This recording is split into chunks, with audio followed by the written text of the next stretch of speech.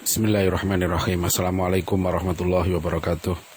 Alhamdulillah wassalatu wassalamu ala rasulillah wala hawla wala quwata illa billah. Bapak Ibu hadirin sekalian, alhamdulillah pada pagi hari ini kita masih tetap bisa melanjutkan aktivitas kita. Mudah-mudahan kita semua dalam lindungan Allah Subhanahu wa taala. Pagi hari ini marilah kita merenungkan kembali gitu ya, musibah demi musibah yang terus melanda kita, masyarakat kita, negeri kita gitu. Seperti ujian yang tiada berhenti. Ya, kalau kita mulai dari tsunami di Aceh bulan Desember tahun 2004. Ya, waktu itu saya sedang di Kuala Lumpur, sedang melanjutkan S3 di sana ya. Itu merasakan betapa dahsyatnya tsunami itu, sampai sekitar 200 orang ya, 200.000 orang yang meninggal waktu itu. Kemudian peristiwa yang saya mengalami, ikut merasakan itu adalah tahun berapa, gempa Jogja ya, tahun 2006.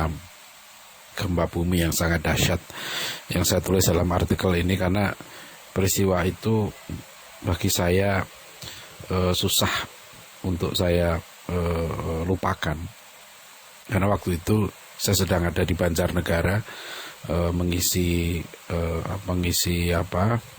acara musyawarah wilayah ya, Ikatan Cendekiawan Muslim Indonesia. Ada beberapa pimpinan pusat IJMI yang hadir, yang saya ingat ada Pak almarhum Pak Adi Sasono ya, Menteri Koperasi dulu, hadir di situ sebagai wakil pimpinan pusat. Dan malam hari waktu saya mengisi, jadi waktu pagi gempa Jogja itu, malam harinya itu saya masih mengisi tentang tantangan liberalisme. Dan waktu itu Pak Adi Sasono itu hadir. Kemudian karena sudah terlalu malam, Pak Adi Sasono bilang begini, ini materinya penting, nanti besok pagi dilanjutkan lagi gitu.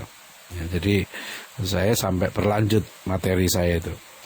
Nah, waktu pagi biasa kami menginap di Hotel Banjarnegara. Saya di kamar ya, ada beberapa teman yang kita sedang berbincang di tempat tidur. Tahu-tahu tempat tidur itu bergoyang cukup keras ya, dan karena itu kami segera berlari keluar, dan banyak orang kemudian lari dari hotel itu keluar, termasuk saya ingat Pak Adi Sasono juga ya, lari keluar. Nah, waktu itu kami coba mencari tahu gitu, apa yang terjadi di Jogja. Itu nggak bisa, karena alat komunikasi putus waktu itu ke Jogja, itu nggak bisa dihubungi. Teman-teman di Jogja nggak membalas, ya kita hubungi tidak bisa. Akhirnya pagi itu sudah selesai sarapan, saya melanjutkan kajian lagi yang malam harinya itu putus. Nah, waktu selama saya mengisi itu, saya lihat tuh beberapa peserta itu ya, itu mereka sibuk dengan handphonenya juga. Nah, baru sekitar pukul 10:30 ya, saya balik ke hotel, jadi selesai mengisi itu, baru menghidupkan TV ya, tampaklah di situ bagaimana dahsyatnya gempa Jogja itu, yang akhirnya kita tahu ya, musibah itu menelan korban sekitar 5.000 orang ya. Itu tentu sangat dahsyat ya, karena kalau sebelumnya di ujung Indonesia, ujung barat di Aceh gitu kan, nah sekarang sudah sampai ke Jawa. Nah, waktu itu sampai ada seorang yang mengatakan di Jawa Timur tuh, yang mengatakan ini sudah sampai Jawa nih, setelah Jogja mana lagi gitu. Ya itu sangat meresahkan. Dan sekitar setahun kemudian saya menginap juga di Jogja, di satu daerah yang terdampak gempa cukup serius gitu ya. Itu saya sempat jamaah subuh, dan biasa saya sering ke daerah-daerah itu kalau sholat subuh berjamaah di masjid atau di musola itu, yang biasanya ikut jamaah itu orang-orang tua gitu ya. Saya terus terang jarang melihat masjid kalau subuh itu. Di berbagai daerah itu yang hadir itu anak-anak muda gitu ya, banyak kan orang tua. Ya syukurlah masih orang tua masih ke masjid kan gitu ya. Cuma yang jadi pertanyaan kan kemana gitu ya orang anak-anak mudanya. Nah, waktu itu yang mengundang saya di acara itu menjelaskan dulu waktu gempa ya, masjid musola ini rame katanya, penuh gitu. Nah, berangsur-angsur berjalannya waktu, ya makin lama makin kembali lagi ke suasana itu. Nah, apakah mungkin kita juga sering mengalami begitu ya, kalau kita naik pesawat, ya sedang cuaca buruk, kemudian kita berdoa pada Allah dengan ikhlas, ya. Nah, begitu nanti pesawat mendarat dengan selamat gitu ya, seperti kita ini lupa lagi gitu ya dengan berbagai janji mungkin juga yang kita sampaikan pada Allah, bahwa nanti setelah mendarat ini saya akan jadi orang yang soleh, orang yang taat gitu kan. Ini kan ada beberapa ayat dalam Al-Quran yang menggambarkan karakter manusia seperti itu.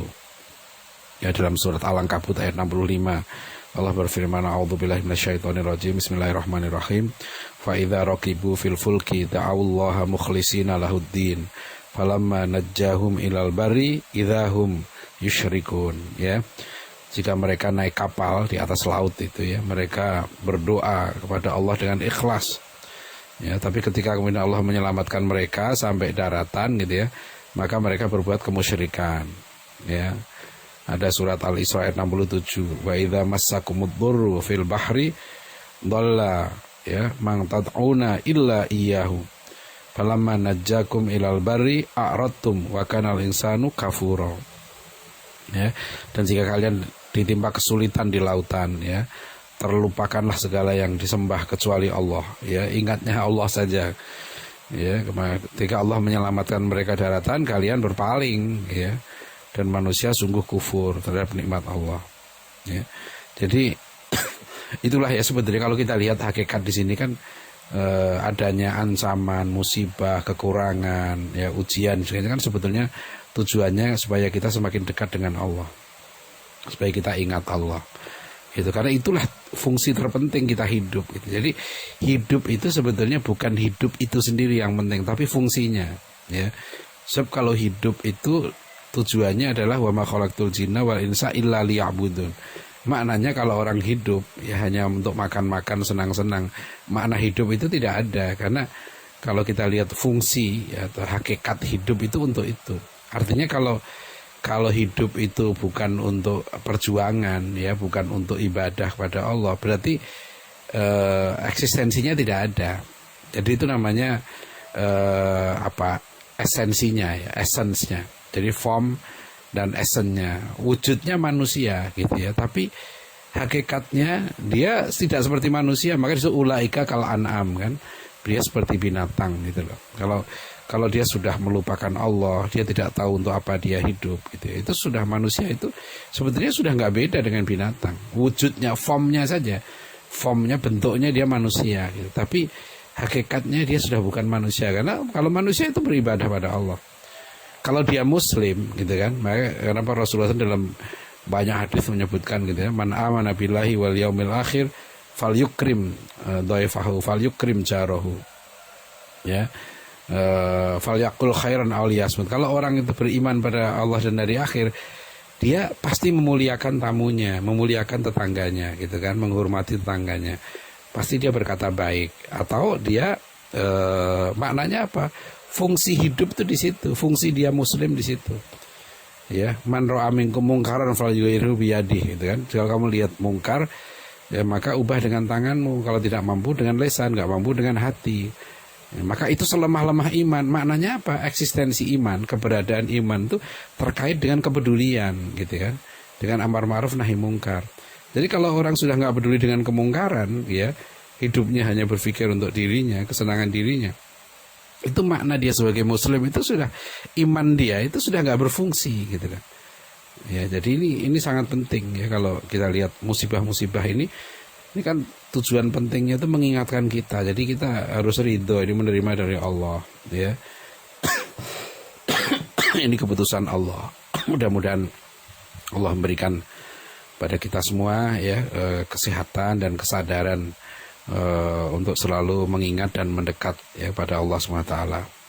Ya, ini sekedar mengingatkan diri saya, kita semua ya, mudah-mudahan kita menjadi semakin baik dari waktu ke waktu ya, dengan berbagai ujian dari Allah. Baik ujian itu berupa ujian kenikmatan ya, ataupun ujian, kesusahan, kekurangan, ya itu pasti kita diuji. Tidak ada orang yang imannya tidak diuji. Ya, walanabluwanakum bisyai'im minal khauf wal ju' wa naqsim minal amwali wal anfusi wath thamarat wa basyiris sabirin. Ya, beruntunglah orang-orang yang sabar. Ya. Demikian, mudah-mudahan bermanfaat. Mohon maaf kalau ada kekurangan dan kekhilafan. Billahi taufik wal hidayah. Assalamualaikum warahmatullahi wabarakatuh.